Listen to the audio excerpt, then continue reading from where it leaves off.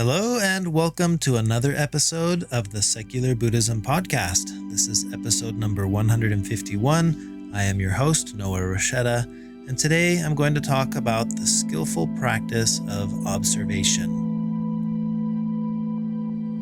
As always, keep in mind you don't need to use what you learn from Buddhism to be a Buddhist. You can use what you learn to be a better whatever you already are. If you're interested in learning more about Buddhism, check out my book, No Nonsense Buddhism for Beginners, available on Amazon, or listen to the first 5 episodes of this podcast. You can find those easily by visiting secularbuddhism.com and clicking on the link that says Start Here. If you're looking for a community to practice with or to interact with, consider becoming a patron by visiting secularbuddhism.com and clicking on the link to join our community. All right, so for today's podcast episode, this is actually the second time I'm recording this. I just finished recording the entire episode only to discover that my microphone was muted. So here we go, round 2. One of the reasons I enjoy recording podcast episodes is because I consider each of these concepts as a tool.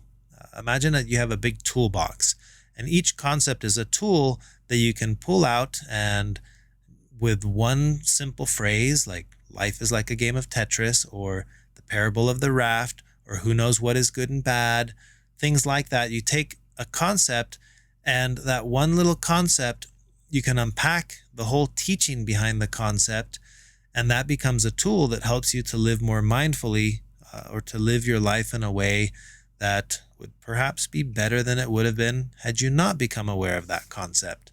And that's my goal. I want to continue to introduce just concepts or ideas. Most of these are concepts or ideas that come from Buddhism. These are concepts or ideas that I have encountered on my own path and enjoyed them enough to want to share them in a way that I feel makes sense for anyone listening to be able to unpack this concept or idea to improve their own life. And that's what I have in mind for today. The concept I wanted to share is that the correlation between observation and action.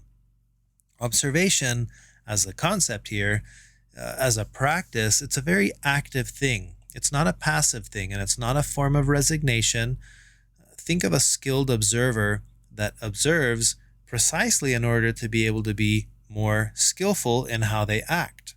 So the observer is doing a very deliberate thing. It's not a passive thing. I've been reading a book called The Nature Instinct by Tristan Gooley.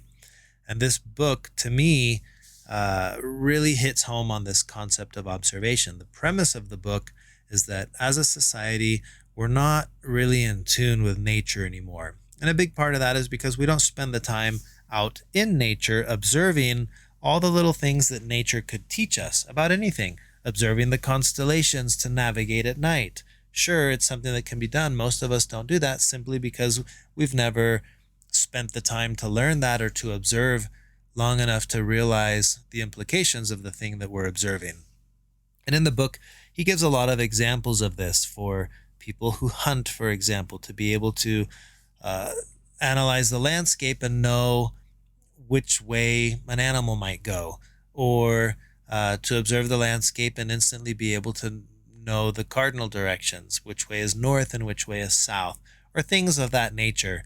And when you read a lot of these things and you discover, people who can tell you this or that by observing this or that, it almost comes across like, wow, that's like magic. How do these people know these things? And then he'll go on and explain how they know, and then it all makes sense. And the key takeaway for me, listening to all those different examples, is I just don't spend a lot of time observing, and I would have never even known that that's something that you could know. But had I grown up observing, I would be able to do those things very proficiently as well. And I can see this in my own life, in my own little sphere of the areas where I observe quite a bit. I've become an expert at whatever it is where I spend my time. Same as you, right? Whatever your career is or wherever you focus your energy and your time, that's something that you're going to be much more proficient at understanding compared to someone who hasn't been spending that time observing whatever the thing is. In other books, the mind is often referred to like a horse and a rider. And the idea here is that the horse is the part of the mind that's the reactive part, and the rider is the more analytical, or we could call it the observer part of the mind. And I like this correlation because what it tells me is that you can be the observer and at the same time remain neutral in your observation of whatever the experience is that you're having. So imagine again the horse and the rider, and the horse gets spooked by something. The horse starts bolting, and you as the rider, if you're just going along for the ride, you can observe the fact that you're going along for the ride. Like, wow, this horse is going faster. Oh, it feels like I'm going to get bucked off. That's the observer observing whatever the experience is that the horse is having, which is also your mind. And that's what's cool, is that we are both the horse and the rider. So for me, that is the understanding that I can be the observer and the experiencer at the same time. I can be the experiencer of a strong emotion, for example, and at the same time be the observer of the experiencer that's experiencing the strong emotion. I've mentioned this before in the podcast that it's like experiencing anger. And while you're experiencing anger, you're able to notice, wow, I'm experiencing anger. And the observer of the experience is neutral, right? Because when I'm observing that I'm angry, the observer is not angry. The observer is just observing. And yet the experiencer of the horse in me is still experiencing anger. And I think that's where sometimes there's a little bit of a misconception. It's like, well, if I practice mindfulness, I won't experience anger. And that's not the case at all.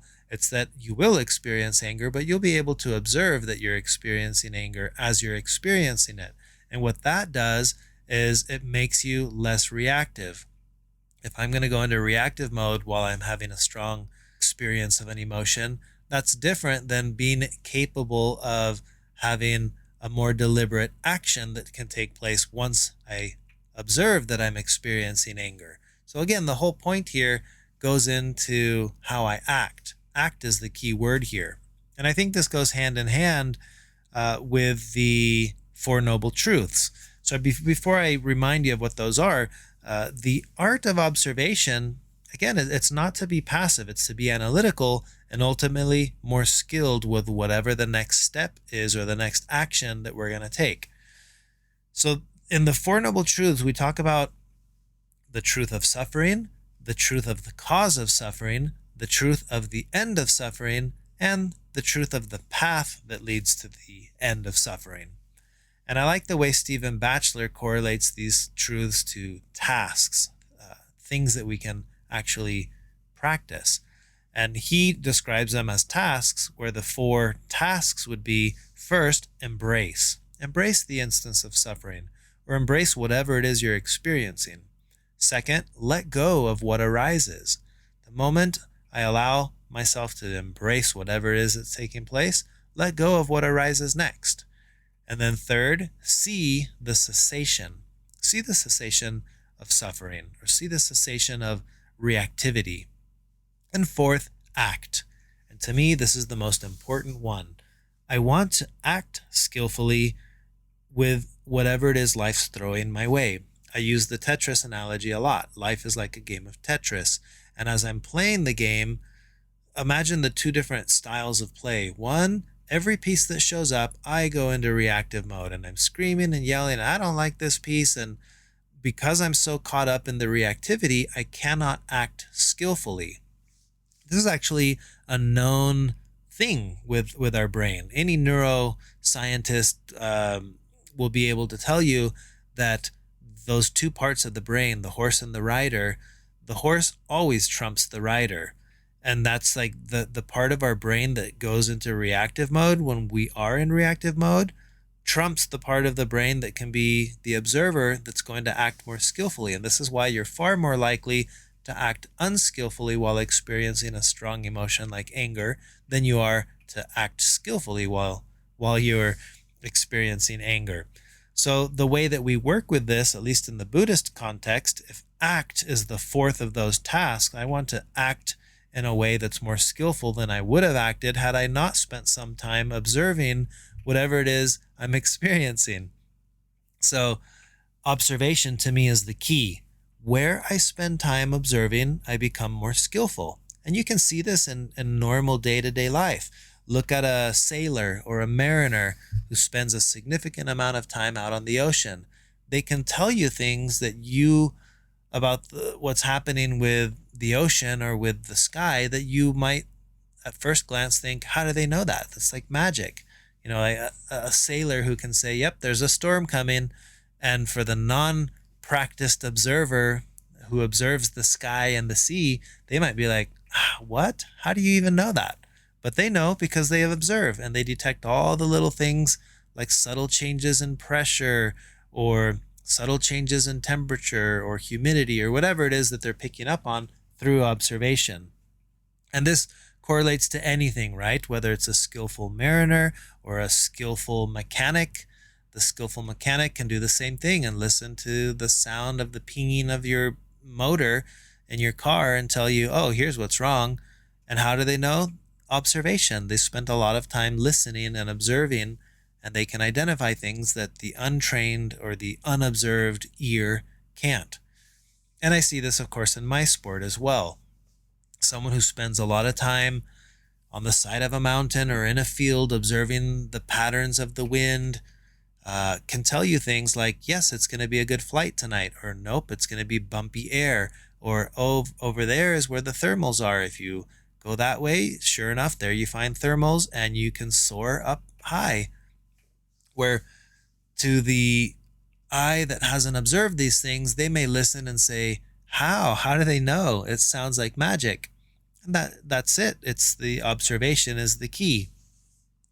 So now imagine if I can observe through observation and become an expert at one little facet of life, whether it's in nature, reading the stars, or determining weather patterns, or whatever the thing is. Imagine how much more beneficial that practice is when I internalize it and I become an observer of my own mind, and I understand the nature of my own mind. I can experience a thought or a feeling or an emotion, and I know what's coming next because I'm an expert. I've been observing my own mind.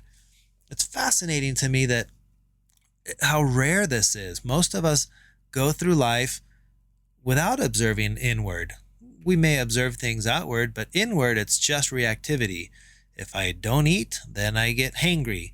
And there's a direct correlation, right? There's reactivity. If I'm angry and you say something to me, I'm going to react this way. And all of it makes sense, but rarely do we spend the time to understand, oh, this is why, this is what's happening. I think hunger is just one of those common ones. How often do you interact with someone who may not be in their normal mood, and you might say, I think you're hungry. Like we do this with our kids, right? I think you need a nap. I think you need to eat something. But they don't know that about themselves.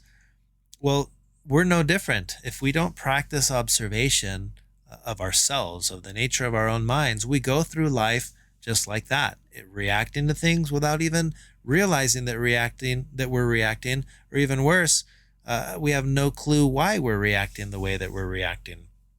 So this is where observation as a concept, I think, is very powerful. The correlation between observation and action, I think, is a very powerful thing.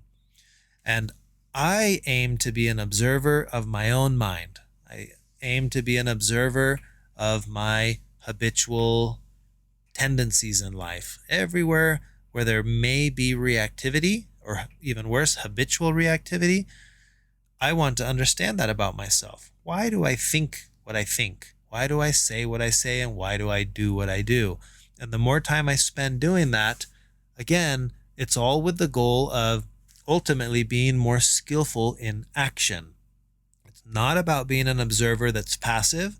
It's not about observing so that I don't have to make a decision or that I can be resigned to whatever it is I'm experiencing. No, it's not that. It's I want to be very skilled with and deliberate with whatever I do next or whatever I say next. And the key to that starts with observation. So I hope that you can take this concept or this idea of observation as a practice and apply this to your own day-to-day life and Ultimately, use this, like it says at the beginning of the podcast, as a way of becoming a better whatever you already are. That's all I have to say about this topic, and I hope that this is something that can benefit you in your day-to-day life, and I look forward to recording more podcast episodes in the near future. Thanks for taking the time to listen. Until next time.